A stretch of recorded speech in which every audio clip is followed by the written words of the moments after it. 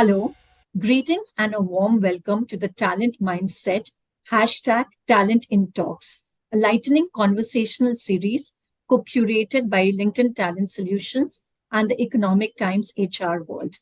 In the context of an enduring work future, the significance of talent has emerged as a focal point for discussions and a vital imperative for competitive advantage. Featuring prominent voices from the industry, this discussion will delve into the transformative journey of talent management. In this dialogue, leaders will uncover the pathway to navigate the intricate terrain of business uncertainty by sharing the latest trends, hurdles, and prospects. We invite you to join us to discover groundbreaking strategies, perfect practices, and valuable insights that will redefine the essence of transformation within your organization. This will set the stage for sustainable success and in a constantly evolving business landscape. I'm thrilled to introduce our distinguished guests for this impactful dialogue. Bhavna Kripal Mittal, Head of HR and Head of IT, Admin and CSR at Hero Future Energies, and Ankit Khanna, Regional Business Head of LinkedIn Talent Solutions, North and East India. Thank you for joining us. Over to you, Ankit. Thank you. Thank you, Pooja.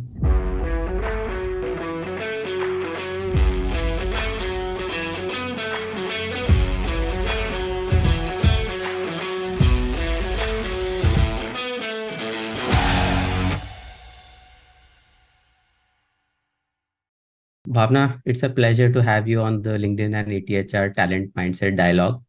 There's always so much for me and our viewers to learn from talent leaders like you.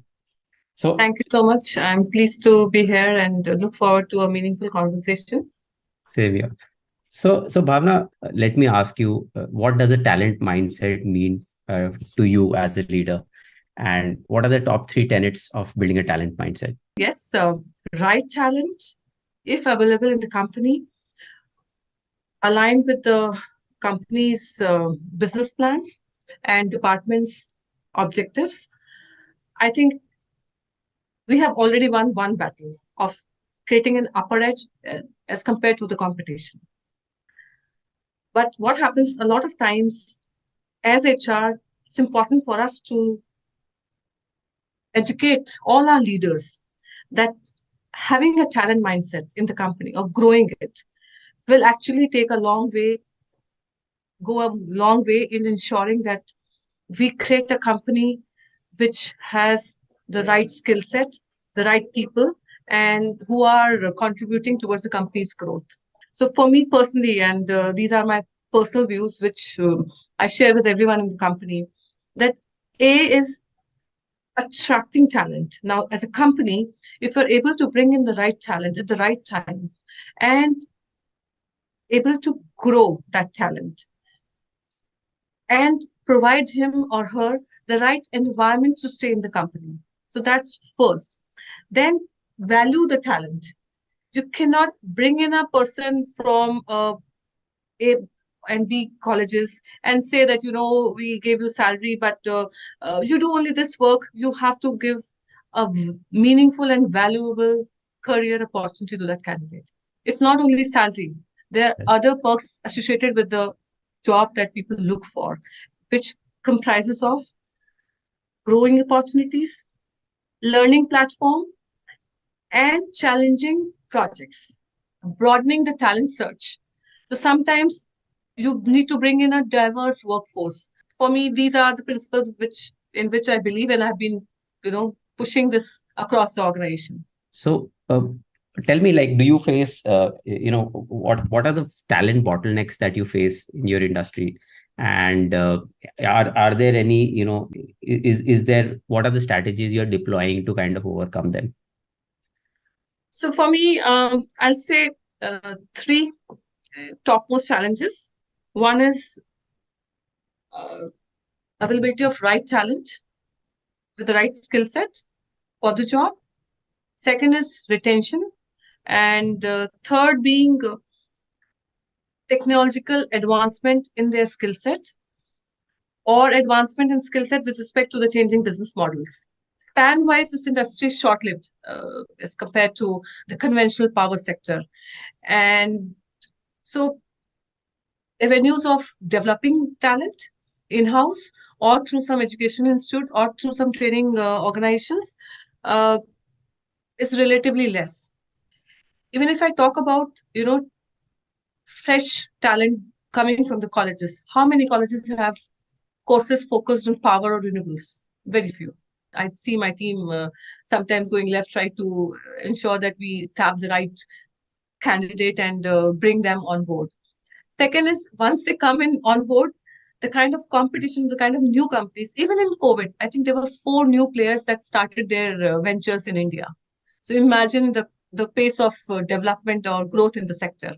We do have processes, practices in place to ensure that people have right lifetime experience in our company, but sometimes there can be other motivators, and then retention becomes, and retention is not only a challenge for us, I think across the industry. Third, I would say that the pace of both technological advancement as well as business model change is, I mean, we can't even imagine at the pace that it is changing.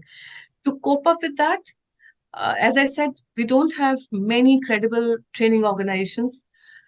Even in colleges, we don't have those courses. And the technology is so new that you don't have I'll say, people with possessing that kind of knowledge. So how do you train? Organizations and universities are picking up this, but yes, it remains a challenge. Yeah.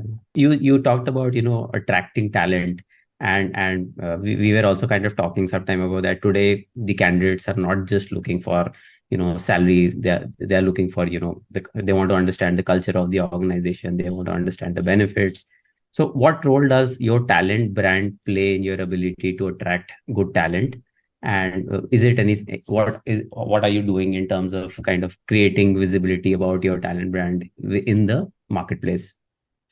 So, thankfully, coming from the Hero Group, we already have one line of credibility for being a company with right culture and values, a company that actually puts a lot of trust on trust, transparency, accountability, humility, and above all, relating to people. So these are some things that we do not compromise at all. And this is first thing that is taught to every new joiner in the company.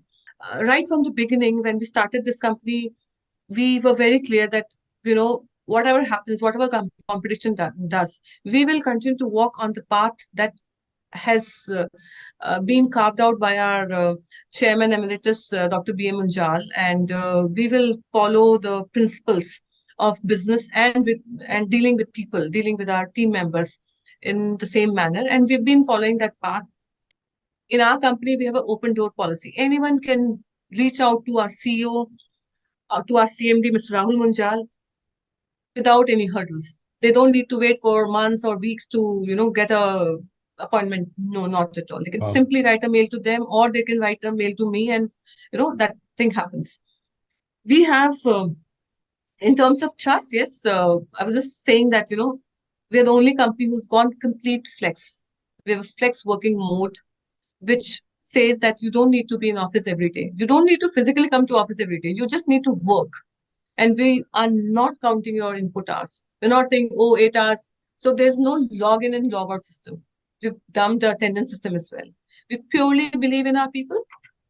Of course, if someone breaks the trust, there'll be repercussions. But then till the time that happens, we completely believe in their abilities, in them. And we say that we'll measure outcomes or output.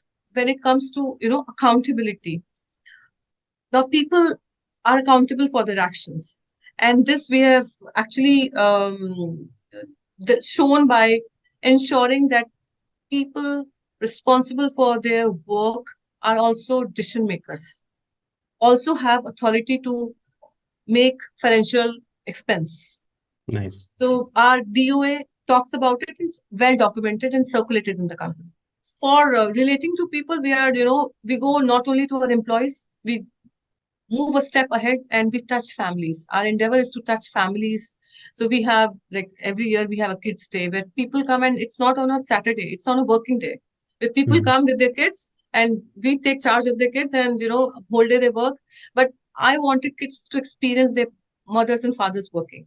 When tomorrow at home they say, oh, I was in this meeting room, there's no understand, oh, my father was meeting with that person, and they can relate to it, and they Yes. understand what kind of work they're doing and how they're contributing towards a planet positive company. Reward and recognition is an important aspect which people acknowledge, and for them it's a big thing. So we have a reward and recognition committee. We give awards on a lot of other parameters. For us, innovation is key. Not only for us, for any organization. I think innovation is important.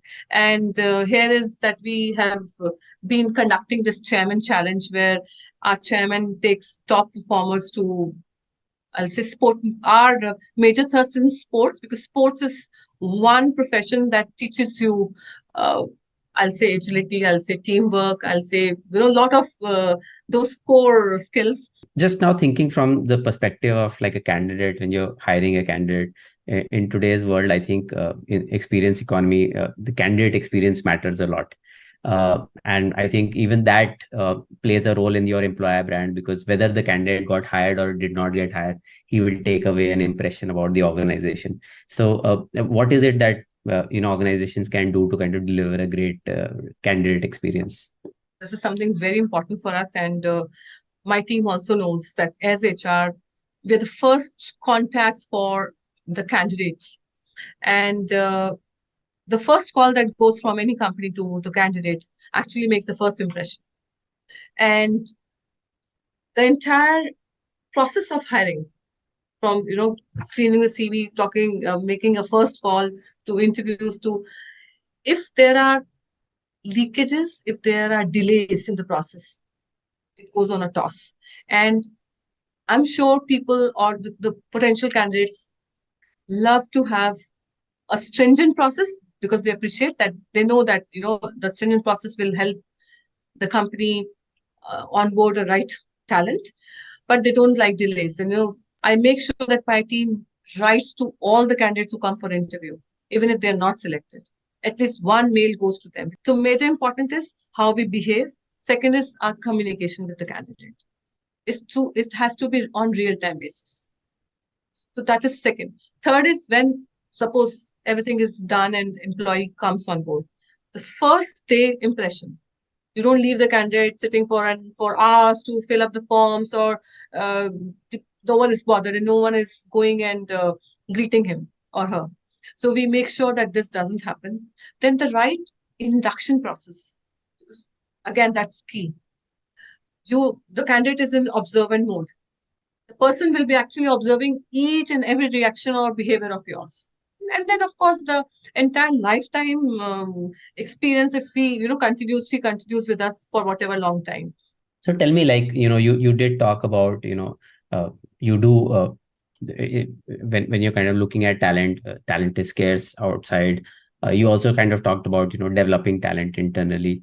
So how do you kind of find the sweet spot between buying or building talent in your organization?